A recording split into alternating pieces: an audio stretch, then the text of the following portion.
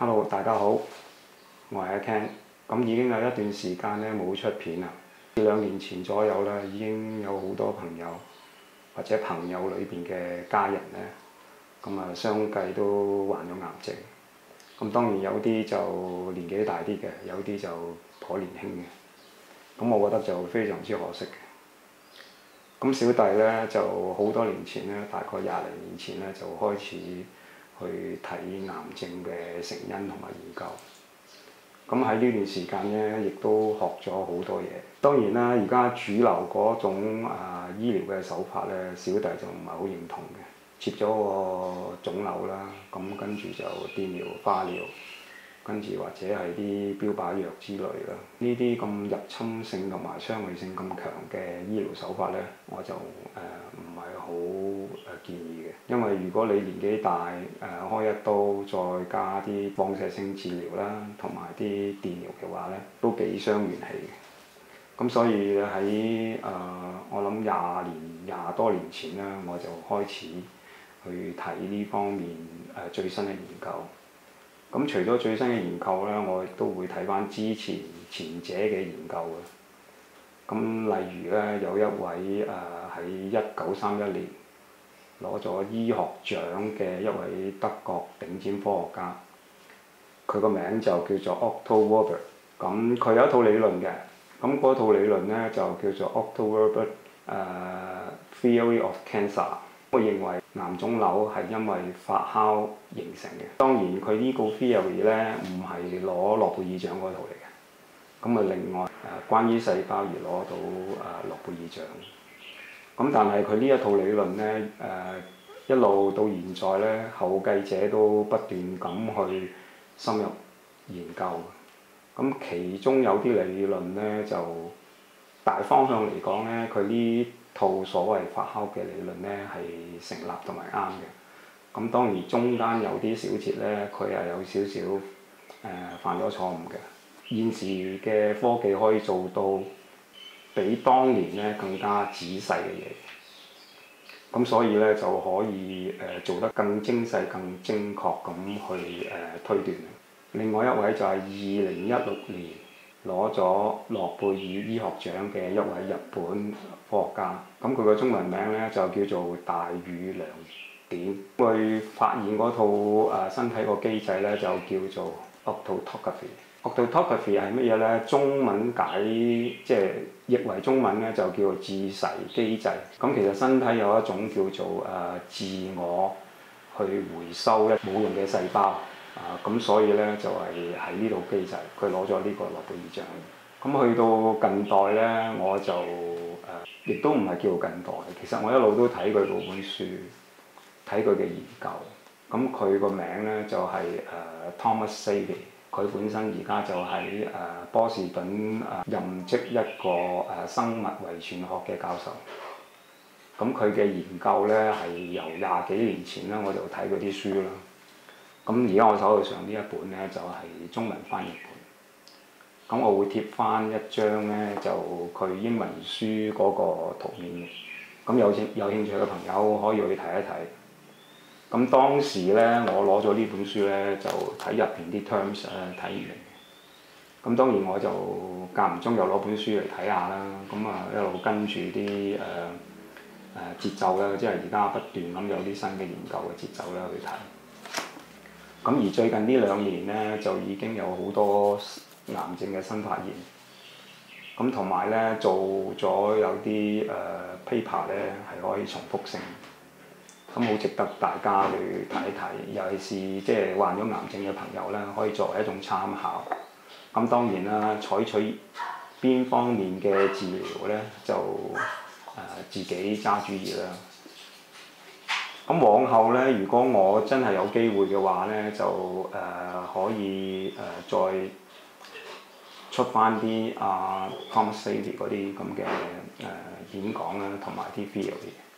佢有啲好精彩嘅，同埋paper 啊、研究報告啊。咁呢啲研究報告就已經係確定咗，因為喺科學嘅角度出得 paper 咧，呢啲咁嘅出嚟嘅報告咧可以重複性。包括癌症係點樣產生啦，點樣形成啦，點樣去醫治啦，咁另外咧就 Thomas Seyfried 咧有啲病人咧就要求佢協助嘅。咁啊，其中有幾位咧係幾精彩嘅，有啲我記得有一位係睇完醫生咧，醫生話你冇得醫㗎啦，你翻屋企等死。咁結果咧就過咗唔知6年啦，而家仲生勾勾，同埋好健康。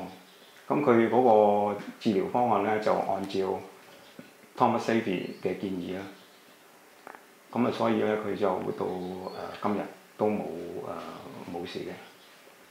咁啊嗱以下嗰段片咧就我就用咗 AI 就將佢翻譯為廣東話嘅。咁雖然你睇佢係11分零鐘啦，咁但係中間咧就好多甩漏嘅，因為 AI 做出嚟嗰啲語音，咁啊好多時甩漏，加上 Thomas Seyfried 講呢段錄音咧，呢段片咧就好快，有啲口吃，咁變咗即係好多甩漏。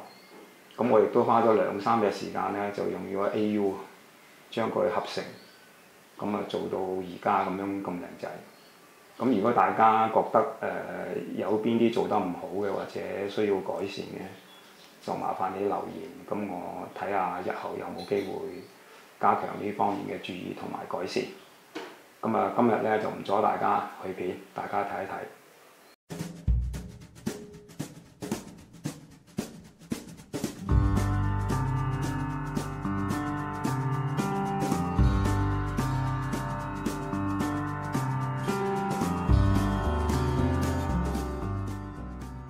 係，我係 Thomas Seyfried，係波士頓學院 Boston College 麻省 Chestnut Hill 嘅生物學教授。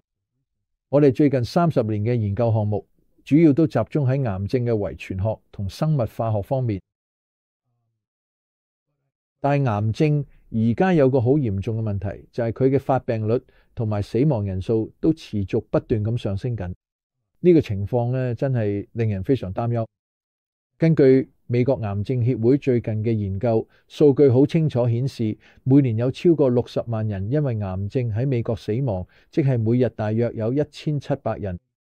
如果再細分呢，其實每個鐘頭大約有70人。而家嘅情況仲越嚟越嚴重，而家越嚟越多後生仔女都會患上唔同種類嘅癌症。你知啦，我哋研究咗咁耐，但係其實一直都冇真正影響到生存人數或者病人管理。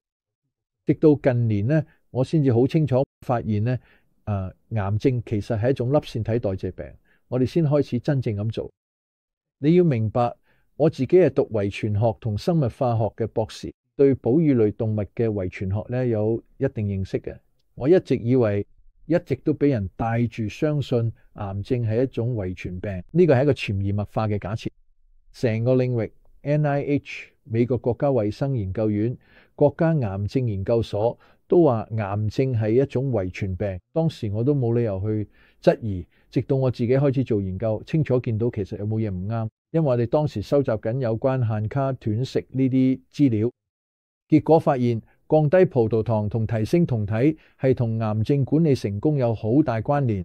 咁樣咧就帶我哋去到德國科學家奧托華堡 Otto Warburg 嘅研究。佢係20世紀嘅頂尖科學家。我哋波士頓學院做研究時開始發現，其實我哋大部分工作都係支持華堡理論，而唔係主流嘅體細胞突變理論。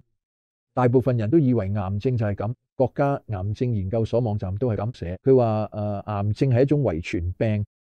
作為一個科學家，你會喺咁大個機構點會錯呢？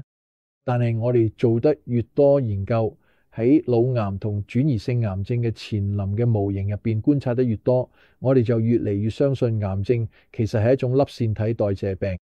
咁所以我開始更加深入咁去睇下有咩證據支持體細胞突變理論。點解全世界咁多頂尖科學家同醫療機構都一直堅信呢個理論，幾乎冇乜人質疑。Tufts 大學嘅新同 Sheena Sato 就質疑過呢樣嘢，我覺得佢哋做得好好。但我自己都開始再深入研究，越嚟就越清楚，原來粒線體能量代謝先係癌症問題嘅核心。所以我哋而家明白到癌症其實係由2個步驟開始嘅。第一步就係細胞長期受損，令到佢哋用氧化磷酸化去產生能量嘅能力受影響，即係我哋用氧氣呼吸同呼出二氧化碳嘅能力。呢個就係第一步，即係氧化磷酸化長期受到干擾。跟住第二步就係發酵作用長期增加，即係喺氧氣之下產生能量。咁所以當我哋用電子顯微鏡觀察粒線體，好多科學家都做過呢啲實驗，我哋會見到粒線體嘅數量、結構同功能都有異常。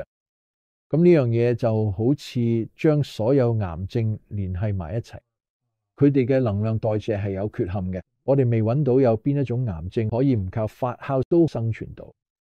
而家奧托華堡就話佢哋係發酵乳酸，乳酸就係葡萄糖代謝嘅產物。我同我哋同事嚟自匈牙利布達佩斯塞梅爾維斯大學嘅 Christos Xenopoulos 一齊發現咗癌細胞其實都會發酵一種叫做谷氨酸 glutamine 嘅氨基酸。所以我哋發現咧，其實我哋已經補充咗好多關於奧托華堡原本發現嘅誤解，而家證明啲華堡咧基本上係啱嘅。癌細胞係因為長期損壞咗氧化磷酸化功能，再加埋用2種燃料葡萄糖同氨基酸谷氨酸嘅補償性發酵，呢2種燃料都可以被發酵。咁所以我哋就好清楚見到呢一點，所有癌症都有同一個共同嘅病理生理問題，而呢個問題可以由環境入邊好多唔同因素引起。你可以因為間歇性缺氧、致癌物、致癌病毒，或者間歇性氧氣發炎而導致呢啲咁嘅情況咧，全部都會對粒線體造成負面影響。粒線體跟住會逐漸開始發酵。而家就好清楚明白晒，我哋可以將所有線索串聯埋一齊。癌症絕對係一種粒線體代謝病，但係當你回頭再睇，會問點解咁多人仲會覺得癌症係基因病呢？咁不如我哋睇下證據啦。佢哋從來都唔會討論佢突變嘅腫瘤，咁我哋就會佢點解會佢呢？係大部分腫瘤確實有突變，但係有啲係乜嘢？咁即係話佢呢個就係體細胞突變理論一個好大嘅問題。所以有人就話，其實唔係所有突變都會引致癌症，淨係得某啲，例如所謂嘅驅動基因。Johns Hopkins 嗰邊嘅研究就話唔係，驅動基因先係引起突變嘅主因，而驅動基因就會導致癌症。但而家有新嘅實驗顯示，其實我哋身體入邊所有正常組織都充滿咗呢啲驅動基因，但係佢哋又冇變成癌症，有一個重大問題。最後咧，仲有以色列同 Schaeffer 咧做過嘅細胞核轉移實驗，仲有好多其他，無論係體內定體外嘅實驗，都清楚咁顯示㗎。當你嘅腫瘤細胞嘅細胞核放入去正常細胞嘅細胞質入邊，腫瘤生成會被抑制，癌細胞生長都會失調。相反，如果你喺正常細胞嘅細胞核放入腫瘤細胞嘅細胞質入邊，就會出現失調嘅生長。總括嚟講咧，有啲癌症根本嘅突變，正常組織又有驅動基因突變，細胞核轉移實驗都清楚顯示，癌症唔可以只係一種基因病。而之所以有人覺得係基因病呢，其實只係確認偏誤或者係無望嘅意識形態作祟。而呢種睇法似乎已經深深植根咗成個體制入邊。確認偏誤同埋無望嘅意識形態，令到大家一直認為癌症係基因病，結果就係每日有1700人因此而死，就係因為對呢種病嘅本質有誤解。而家我哋見到用代謝方法去處理癌症已經有好大嘅成功。正如我講過，癌症係冇辦法生存。癌症腫瘤細胞如果佢嘅糖分、葡萄糖或者氨基酸、谷氨酰胺呢啲發酵燃料就生存唔到，而且佢哋又用唔到脂肪酸或者酮體嚟做替代燃料。所以解決方法或者話管理癌症嘅一個方法就係大幅降低呢2種可發酵燃料，同時提升身體用另一種燃料脂肪酸同酮體，因為腫瘤細胞用唔到呢啲燃料。由此我哋就能夠抑制癌細胞嘅生長，佢哋嘅生存能力受到嚴重影響。我必須對你坦誠相待。降低谷氨酰胺水平比降低葡萄糖水平要困難一啲。你可以通過以下方式降低血糖嘅，我哋波士頓學院開發嘅通過只飲水禁食同降低葡萄糖同指數嘅飲食嚟達到目的嘅方法。佢係葡萄糖與谷氨酰胺比例嘅指標，我哋可以把佢壓落去。我哋有計算器啦，酮體檢測儀同其他檢測儀可以幫助患者降低血糖並提高酮體水平。但要破壞谷氨酰胺通路就需要藥物。我哋正在使用抗寄生蟲藥物同埋各種其他針對谷氨酰胺嘅藥物，而且我哋必須以一種循序漸進嘅方式去做，而唔係以一種急於求成嘅方式。而我哋其中一篇對臨床癌症治療轉型最重要嘅論文呢，就係 PrES-POS 治療策略。我哋喺波士頓學院發表嘅，同我哋同事 Dominic D'Agostino、已故嘅 George Yu 同埋嚟自匹茲堡大學嘅 Joseph Maroon 醫生一齊合作，我哋一齊整合咗呢個策略。呢個叫做 PrES-POS。我哋壓低葡萄糖，再以脈衝方式處理谷氨酰胺，同時身體處於營養性酮症狀態。如果做得正確，呢個就會係管理大部分癌症嘅策略。問題係醫學院仲未明白呢一點。可惜好多腫瘤科醫生同醫生根本未受過訓練去知道癌症其實係一種代謝性疾病。醫生嘅培訓必須要持續進行，同時我哋仲要揾方法用代謝治療去產生穩定收入，咁先可以完全取代而家嘅收入來源。而家就係咁做緊，用佢有毒嘅藥物、放射線同埋其他治療方法去醫人，所以轉變會好慢。呢個係一個極大規模嘅思維模式轉變，因為最終可以管理癌症，亦都可以將恐懼同神秘感從呢種病身上移除。其實癌症冇想象中嘅複雜，腫瘤細胞冇發酵係生存唔到嘅。兩種可以發酵嘅燃料就係葡萄糖同埋麩酰胺。腫瘤細胞如果佢哋冇呢兩種燃料，就適應唔到脂肪酸或者酮體。所以一旦大家知道咧點管理癌症嘅策略咧，就會有效得多，毒性又細好多，亦都可以令病人活得比而家長好多。